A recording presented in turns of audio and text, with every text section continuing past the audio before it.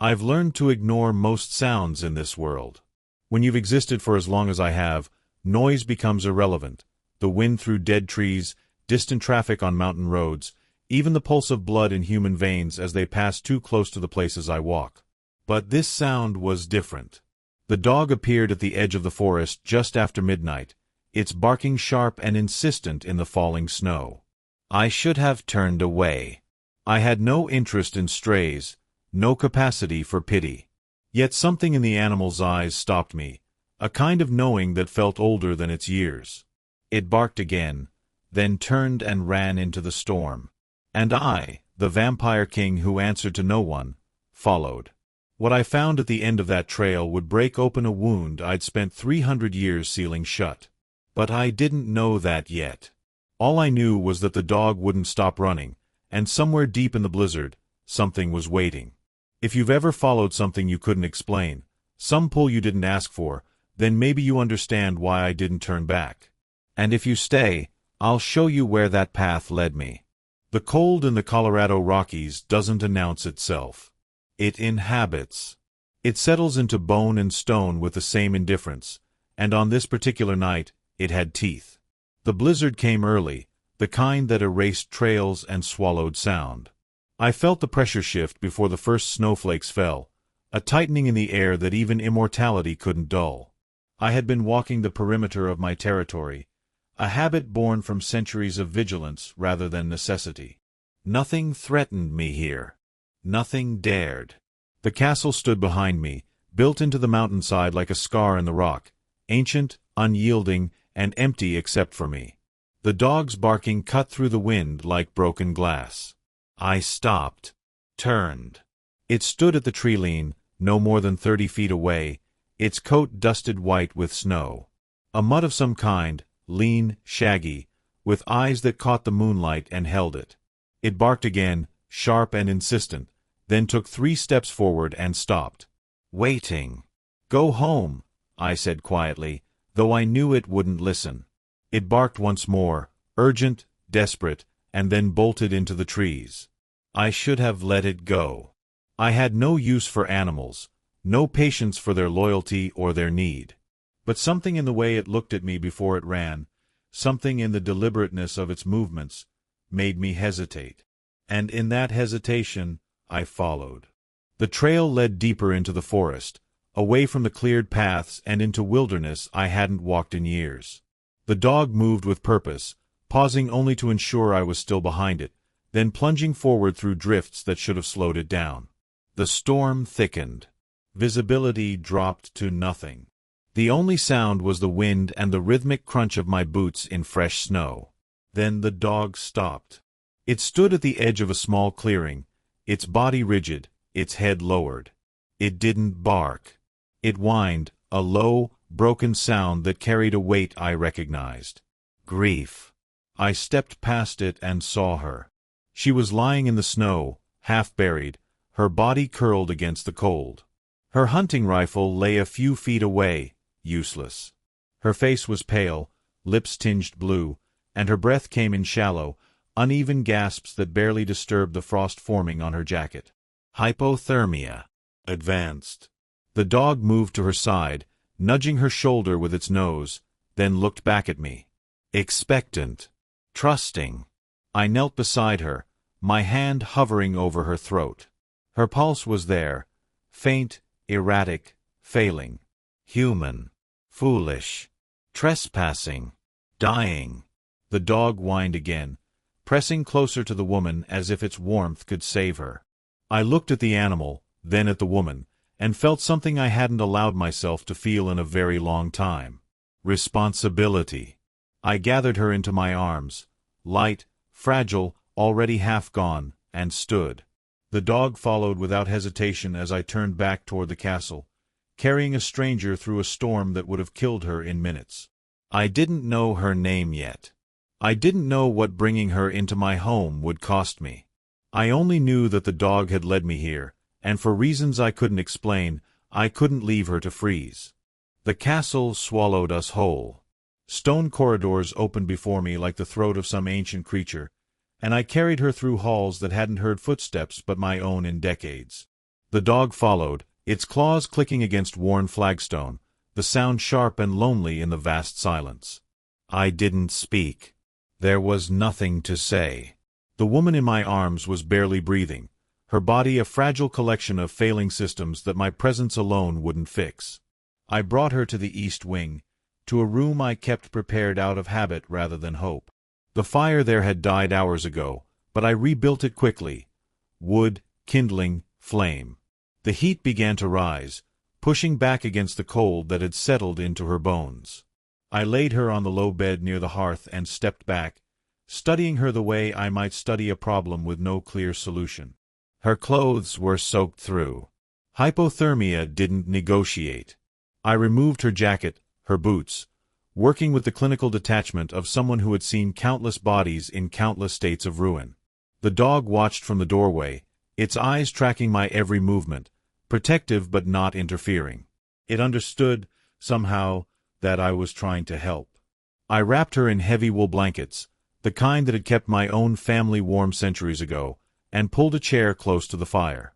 Then I sat. And I waited. The dog padded into the room, circled twice, and settled near the bed. It rested its head on its paws, but its eyes stayed open, fixed on the woman's face. Watching. Hoping. I didn't know why I'd brought them here. That was the truth that sat heaviest in the room. I could have left her. I should have. She was human, mortal, temporary. None of my concern. The world was full of people freezing to death in storms, and I had never stopped to save any of them. But the dog had asked me to. And I had answered. The hours passed in silence. The storm outside thickened, howling against the castle walls, but inside, the fire crackled and the woman's breathing slowly, impossibly, steadied. When dawn came, pale and hesitant through the narrow windows, she stirred. Her eyes opened. Brown. Wide. Terrified. She bolted upright, gasping, her hands clutching the blankets as if they were the only solid thing left in the world. Her gaze swept the room, stone walls, vaulted ceiling, firelight, and then landed on me. Where am I? Her voice was raw, barely more than a whisper. Who are you? I didn't move from the chair. You were dying, I said simply. I stopped it. When the storm breaks, you'll leave. She stared at me, her breath coming fast and shallow, her mind clearly racing through every terrible possibility. But she didn't scream. She didn't beg. She just looked at me with something close to defiance and said, I don't remember asking to be saved. That caught me off guard. Most people, when faced with their own fragility, collapsed into gratitude or fear. She did neither. She was angry. At me, at herself, at the situation. I couldn't tell. But the anger was real, and it steadied her. The dog lifted its head and whined softly. The woman's expression shifted instantly. Luna, she breathed, and the animal rose, crossing the room to press its body against the side of the bed. She buried her face in its fur, her shoulders shaking, not with sobs, but with relief so profound it looked like grief. She found you, the woman whispered into the dog's coat. You found him. I watched them, this small reunion, and felt something unfamiliar stir in the hollow place where softer emotions used to live. After a moment, she looked up. Thank you, she said quietly, for bringing her too. I nodded once. You were hunting, I said. It wasn't a question. Yes. Alone. Yes. Why? She hesitated, her hand still buried in Luna's fur.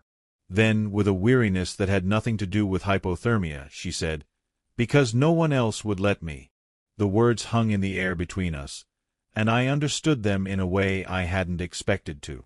Not the specifics, I didn't know her story, but the shape of it. The weight. The kind of loneliness that came from being surrounded by people who refused to see you as anything more than what they needed you to be. I had worn that loneliness for 300 years. What's your name? I asked. Sophia. She paused. Yours. Tristan. Luna settled on the floor between us. Her body a bridge neither of us had asked for, but both of us seemed to need. Outside, the storm raged on, trapping us together in a castle built for ghosts. And for the first time in longer than I could remember, I wasn't entirely alone. The storm didn't break. It settled in like something alive, circling the castle with a patience that felt almost deliberate. 3 days passed, then 4, and the world beyond the stone walls became nothing but white noise and wind. Sophia recovered faster than I expected. By the second day, she was moving carefully around the room, testing her strength. By the third, she'd insisted on helping, tending the fire, preparing food she found in the kitchen I rarely used. I didn't eat, hadn't needed to in centuries, but I watched her work with a focus that surprised me. She needed purpose the way others needed air. Sitting still seemed to pain her more than the lingering ache in her frost-damaged fingers. Luna moved between us like a thread weaving 2 separate pieces into something whole. She'd curl beside Sophia during the day, then pad over to where I sat in the evenings, resting her head on my knee as if to say, "See? This isn't so hard." And maybe it wasn't. Maybe I'd just forgotten how to be near anyone without armor. The conversations started small.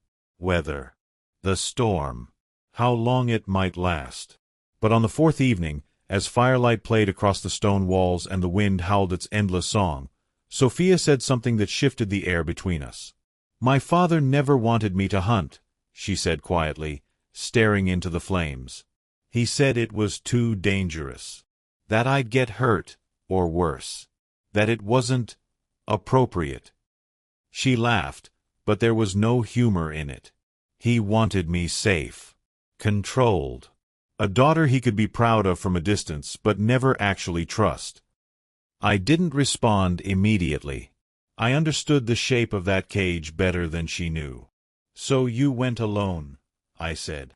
"I had to prove I could." She looked at me then, her eyes bright with something fierce and fragile. "That I was more than what he decided I should be."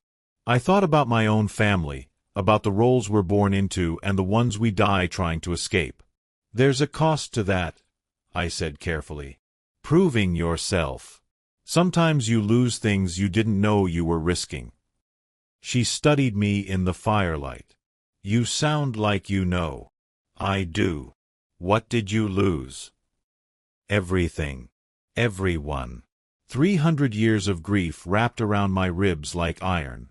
"But I didn't say that."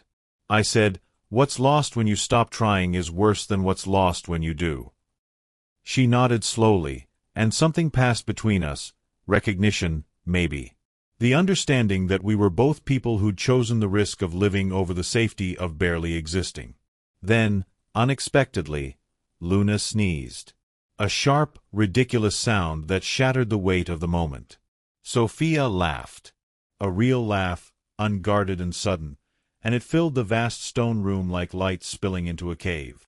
I stared at her, caught completely off guard. The sound was so alive, so human and warm and present, that it hurt to hear it. I couldn't remember the last time laughter had lived in these walls. 300 years. At least. "She always does that when she's comfortable," Sophia said, scratching behind Luna's ears. "Like she's reminding us not to take ourselves too seriously." I almost smiled. Almost. "I think," Sophia continued softly, "that choosing your own path, even when it terrifies you, is the only way to actually live. Otherwise, you're just waiting." The words hit me like a blade between the ribs. Choosing your own path, even when it terrifies you. My sister had said those exact words. The night before she died. The night before Valesai's clan came and turned our home into a graveyard. She'd been arguing with our father about leaving, about building her own life beyond the blood and the feuds and the endless, suffocating duty. She never got the chance. I stood abruptly. The chair scraped against stone. "Tristan." Sophia's voice was worried, confused. I stopped. Started again. "I'll return." I left before she could ask more. The corridors were cold and dark and familiar. I walked them without seeing, my mind 3 centuries away, trapped in the memory of my sister's voice and the way she'd looked at me with such desperate hope. She'd wanted freedom. She'd wanted life. And I hadn't been able to save her. I'd spent 300 years making sure I never had to try again. When I finally returned to the East Wing, an hour had passed. Maybe more.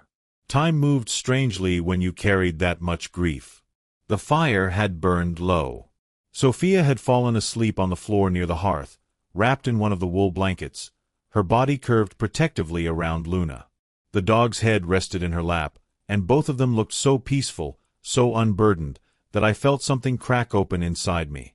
I sat in the shadows beyond the firelight and just watched. This woman, this stranger who'd stumbled into my frozen existence by accident, had somehow made my sister's words live again. Not as a ghost. Not as a haunting. But as a possibility. And for the first time in 300 years, I let myself feel what that meant. It terrified me. The storm broke on the 6th day. I woke to silence. Not the howling absence of wind, but true quiet. The kind that felt almost fragile, like the world was holding its breath. When I looked through the narrow window, the sky was pale gray, exhausted, and the snow had stopped falling. I found Sophia in the kitchen, already packing the small bag she'd brought with her. Luna sat nearby, watching with what I could only describe as concern. "The storm's over," Sophia said without looking up. Her voice was steady, but I heard the effort it took. "I should go. I've imposed long enough." I stood in the doorway, unsure why the sight of her leaving felt like a door closing on something I hadn't known I wanted open. "You're not fully recovered," I said. "I'm fine. You're still favoring your left foot. Frostbite takes longer to heal than you think." She finally looked at me, surprised. "You noticed that?" I'd noticed everything. The way she winced when she thought I wasn't watching. The careful way she distributed her weight. The fact that she hadn't slept well since the second night, nightmares pulling her awake with small gasps she tried to muffle. "Stay," I said, "until you're fully recovered." The words came out more forcefully than I intended, and she blinked, startled. Then, slowly, she nodded. "Okay," she said quietly. "A few more days." Relief washed through me, unexpected and uncomfortable. That evening, she asked about the castle. We were sitting by the fire again, Luna stretched between us like a bridge neither of us acknowledged but both relied on. Sophia had been quiet most of the day, but now she looked around the vast stone room with genuine curiosity. "How old is this place?" she asked. "Old," I said. "It was my family's. Built centuries ago. It must have been beautiful when they were here." I didn't answer immediately. Beautiful wasn't the word. It had been alive. Full of voices and arguments and laughter and the particular warmth that only family, real family, could create. Now it was a tomb with a heartbeat. "What happened to them?" she asked, and there was no prying in her voice. Just gentle curiosity. The kind that made you want to answer even when you'd spent lifetimes keeping the truth locked away. "They were killed," I said. "A very long time ago." The silence that followed wasn't empty. It was full of all the things I couldn't say and all the ways grief becomes a permanent architecture inside you. "I'm sorry," Sophia said softly. "That must have been. I can't even imagine." "No," I agreed. "You can't." She looked at me for a long moment, and I wondered what she saw. A man? A ghost? Something in between? "I should have introduced myself properly," she said suddenly, as if trying to lighten the weight pressing down on both of us. "When you saved me, I mean. I was too out of it to think straight, and then, well, everything happened so fast." She offered a small, apologetic smile. "Sophia Valesi. That's my full name." The world stopped. Not metaphorically. Not dramatically. It just stopped. Time, breath, thought, all of it suspended in the single second it took for that name to land. Valesai. I didn't move. Didn't speak. Every instinct I'd honed over 300 years screamed at me to react, but I forced myself into absolute stillness. Because if I moved, if I let even a fraction of what I was feeling show on my face, she would know. And I couldn't let her know. Not yet. It's Italian, originally, she continued, oblivious to the detonation happening inside me. My father's side. He's complicated. Overprotective, controlling, all of that. But I guess most families are complicated, right? Your father. Lucien Valesai. The man who ordered the slaughter. Who walked into my home with his clan and turned it into a slaughterhouse. Who killed my parents, my sister, everyone I'd ever loved, and then walked away as if their lives were nothing more than pieces in a game I didn't know we were playing. And this woman I'd saved, this woman who'd made me feel something other than the endless cold, was his daughter. Right? I managed, my voice carefully, painfully neutral. Complicated. Sophia tilted her head slightly, and for one terrible moment, I thought she'd heard it, the flatness, the fracture. But then Luna shifted, drawing her attention, and the moment passed. I should let you rest, I said, standing abruptly. You need your strength. Tristan. Good night, Sophia. I left before she could finish. Before I could say something I couldn't take back. Before the rage and grief and betrayal that were clawing their way up my throat could escape and destroy everything. I walked until I reached the North Tower, the highest point of the castle, the place I went when the weight of memory became too much to carry in smaller rooms. And there, alone in the dark, I let the truth crash down. Valesai. She was Lucien Valesai's daughter. I'd saved her. I'd brought her into my home. I'd sat by her fire and listened to her talk about choosing your own path, and I'd let myself feel, for the first time in 300 years. And she was the daughter of the man who'd destroyed me. The cruelest part? She didn't know. She had no idea who I was, what her father had done, or what her very presence in my home meant. She was innocent. Completely, genuinely innocent. But her blood wasn't. And neither was mine. I avoided her the next day. It wasn't difficult. The castle was vast, and I knew every corridor, every shadow where I could disappear.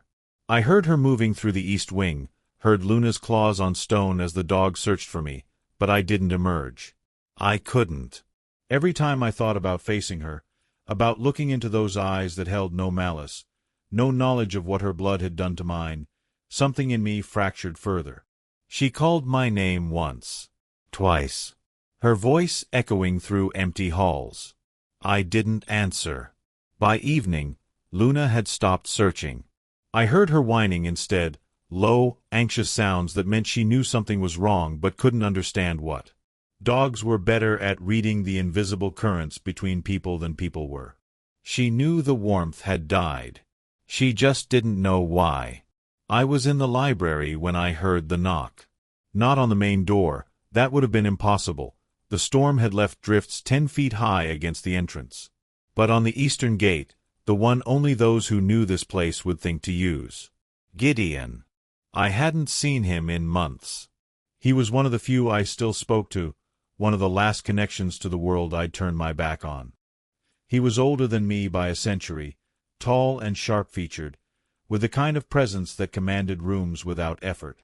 We'd fought together, bled together, buried our dead together. I opened the gate. "Tristan," he said, his voice rough from the cold. "I tried to reach you days ago. The storm." "I know." He stepped inside, shaking snow from his coat, and I saw the exact moment his expression changed. His nostrils flared slightly. His eyes narrowed. "You have a guest," he said slowly. I said nothing. He walked past me, following the scent through the corridors until he reached the east wing. I followed, my chest tightening with a dread I couldn't name. Sophia was sitting by the fire, Luna at her feet. She looked up when we entered, relief flooding her face when she saw me, relief that died the instant she saw Gideon. He stopped in the doorway, stared at her, then turned to me with an expression of pure, incredulous fury. "Tristan," he said, his voice dangerously quiet, "why is there a Valesi in your home?" The air left the room. Sophia's face drained of color. She stood slowly, her hand gripping the back of the chair for support, and I watched understanding dawn in her eyes like a slow, terrible sunrise. "You," she breathed, looking at me. Do you know what her father did?" Gideon's voice was ice and fire. "Do you remember, Tristan?" "I remember," I said. My voice sounded dead even to my own ears. Sophia was shaking now, her eyes locked on mine. "I didn't know," she said, the words tumbling out desperate and broken. "I didn't. He never told me your name. He never said, 'I didn't know this was your home.' I didn't know." "It doesn't matter what you knew," I said. The words came out flat, final, and I watched them land on her like blows. "It matters to me," she whispered.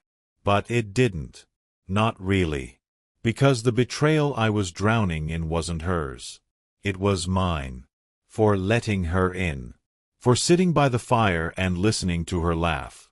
For allowing myself, even for a handful of days, to feel something other than the weight of 300 years of grief. I'd betrayed my family by saving their murderer's daughter. "She needs to be dealt with," Gideon said coldly. "You know this." "Get out," I said. He blinked. "What?" I said, "Get out. This is my home. You don't give orders here." We stared at each other, and something passed between us, an understanding that this had fractured more than just the evening. But he turned and left without another word, the door closing behind him with a sound like a coffin lid. The silence that followed was suffocating. Luna whined, moving between us, confused and distressed. She nudged Sophia's hand, then mine, trying to fix what had broken. But some things couldn't be fixed by wanting them whole. "You'll leave at first light," I said quietly. Sophia's breath hitched. "Tristan." "Don't." "I didn't choose my blood," she said, her voice breaking on the words. "I didn't choose my father. I didn't choose any of this." I finally looked at her. Really looked at her. And I saw the girl who'd gone hunting alone to prove she was more than her name. The woman who'd laughed by my fire and spoken my sister's words without knowing their weight. The stranger who'd made me feel human again. But I also saw Lucien Valesi's daughter. "Neither did my family," I said. The words hung between us like a blade, and I watched something in her eyes shatter. Luna let out a low, mournful howl, the sound of something she loved being destroyed and not understanding why. I turned and walked away, leaving Sophia standing alone by the fire in a castle built on the graves of people her father had killed. And for the first time in 6 days, I was exactly as alone as I deserved to be. She left before dawn. I heard her moving through the corridors in the dark, heard the quiet click of the eastern gate closing behind her. I didn't go to the window. I didn't watch her walk away into the gray pre-dawn light. I just sat in the library where I'd spent the night, surrounded by books written by people long dead, and told myself this was right. This was what 300 years of loyalty demanded. Then I heard the second set of footsteps. Lighter. 4-legged. Luna was leaving too. I moved to the window then, unable to stop myself, and watched the dog follow Sophia down the snow-covered path. She didn't look back. Not once. She'd made her choice, and it wasn't me. That was the moment I finally broke. Not when Gideon revealed who Sophia was. Not when I'd sent her away. But when the dog, the creature who'd led me to her in the first place, chose her over me. As if even Luna knew I'd become something too cold to stay beside. The days that followed were empty in a way I hadn't experienced in centuries. I returned to my routines, the patrols, the silence, the careful maintenance of a life that wasn't really being lived. But nothing fit anymore. The castle felt different. Wrong. Like a coat I'd outgrown but kept wearing out of habit. On the fourth day, Gideon returned. "She never went home," he said without preamble. I looked up from the fire I'd been staring at without seeing. What? Sophia Valesi. She never returned to her father's territory. His people are searching for her. They're calling her a traitor. His expression was grim. For consorting with the enemy. The word hung in the air between us, sharp and terrible. "They'll kill her," I said quietly. "Probably." Gideon paused. "So will we, if we find her first. That's the law. You know this." I did know. Blood for blood. Vengeance carried through generations until everyone who remembered the original wound was dead, and then carried further still by those who inherited the hatred. But all I could think about was Sophia standing in my home, her voice breaking as she said, "I didn't choose my blood. Neither had my sister." "Where would she go?" I asked. Gideon's eyes narrowed. "Tristan." "Where?" He studied me for a long moment. Then, against what I knew was his better judgment, he said, "There's an abandoned ranger station. 15 miles northeast. If she's smart, and if she knows these mountains, that's where I'd hide." I was gone before he could say anything else. The ranger station was exactly where he'd said it would be. A small, weathered building half buried in snow, windows dark. I approached slowly, listening. One heartbeat. Faster than it should be. Frightened. And one dog, alert and protective, positioned between the door and whoever was inside. I pushed the door open. Luna growled, a sound I'd never heard from her before, but she didn't attack.